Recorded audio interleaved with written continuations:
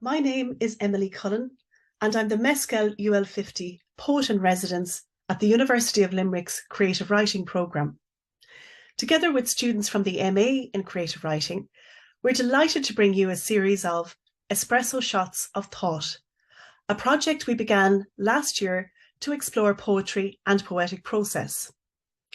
What inspired me to devise these short segments was a quote by British Indian poet Daljit Nagra, who said that poetry is an espresso shot of thought. So we invite you to relax and enjoy an insightful jolt of poetry from the University of Limerick.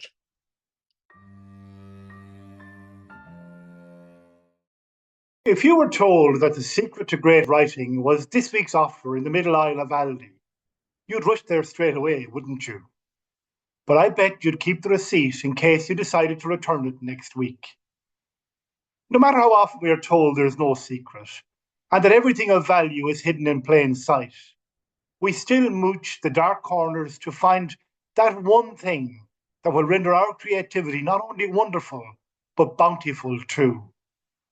That one thing to sustain a never-ending flow of quality work. We interrogate other writers to dig out a life-changing nugget. Tell me, we ask, about your process. A certain slant of light, or hauling a writing armchair to the corner of the bedroom. In meditation, we ask the muse if she wouldn't mind turning up at agreed, appropriate times. Not when we're near the top of a queue at a removal, not when we're caught in traffic, not when the 2-hour Zoom meeting is just kicking off. I'm Liam Horan, student on the MA in Creative Writing at University of Limerick, and my Espresso Shot of Thought argues that the famous sporting slogan can be tweaked and shortened to devastating effect. Just right. Walk, climb, or crawl out of the morass of procrastination. Whatever it takes, just right. Oh, what deft postponers of action are we who have perfected the skill of almost writing. There has not yet been created a mid-distance into which we won't stare, at length, to contemplate a comma, a word, or in our more extreme moments, a whole line. Almost writing includes thinking to yourself, thinking out loud, some people call that talking, emailing quarter-baked drafts to our most benign early reader, doodling hieroglyphic patterns and destroying our printouts with lines, squiggles, abbreviations, and acronyms that lock us clean out of our own work, forcing us to start again, or not, as the case often is. Just right. Be the poet who produces passable work without even having a lake in view. Be the writer who goes from start to finish on a piece like this, without twice breaking away to watch other entries in the series. This is a do as I say, not a do as I necessarily do piece of advice. Just right. Write not the truth, but the truth according to you, with all the flexibility that permits. Truth is to be found everywhere. Genius only in the minds and occasionally in the writings of writers. If the line is good enough, the rhyme insistent enough, the meter meteoric enough, why would you settle for the mundanity of truth? Don't wait for inspiration to call.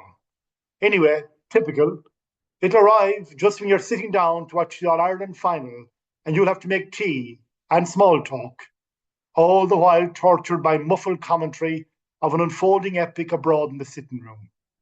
Just right, where you are, with whatever is to hand, on whatever kind of day presents itself.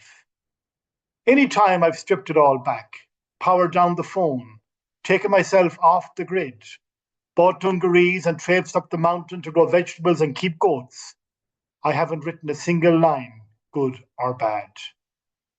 And I nearly cried with the pain of shaving off the beard afterwards. Writing should be part of our lives, and the reverse is also true. Have the courage to grab it into yourself rather than pushing it away. In the normal, the abnormal, the brilliant shall arise. Just right. When faced with writer's block, consider the fate of the butcher's block. It earns its keep day after day, week after week, by shipping the repeated pain of 1,000 incisions. If the certain slant of light looks like it might arrive, close the curtains. you don't want to be getting addicted to that stuff. If your Sunday walk brings you to an unexpected lake in the mountain, a foggy beaut of a thing begging for literary immortality, change course and seek out a view of wanton destruction, an abandoned quarry where the diesel gang deposit machines to rust into ugly old age.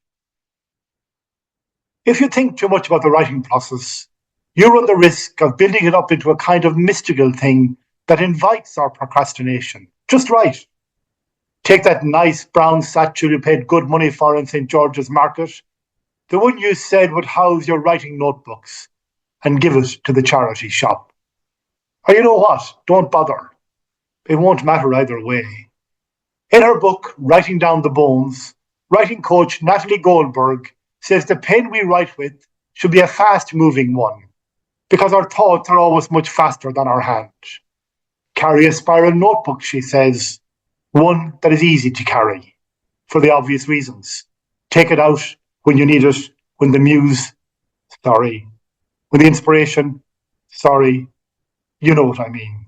And lastly, she advises, when you write, don't say, I'm going to write a poem. That attitude will freeze you right away. Sit down with the least expectation of yourself. Say, I am free to write the worst junk in the world. You have to give yourself the space to write a lot without a destination. Write on your phone, on your laptop, on the report that's been launched at the event you're attending, if only in body. During the coffee break and the relationship break, on the train and in the Airbnb room. Sprint to tight deadlines of your own making. Accept 11th hour commissions with joy and tear into the writing there and then. Write at speed, edit at your leisure. Words are like people. They need time to settle in. Who among us was an exemplar of composure on our first day in school? The advice we got that day is the same now. Sit down like a good child and write. Just write.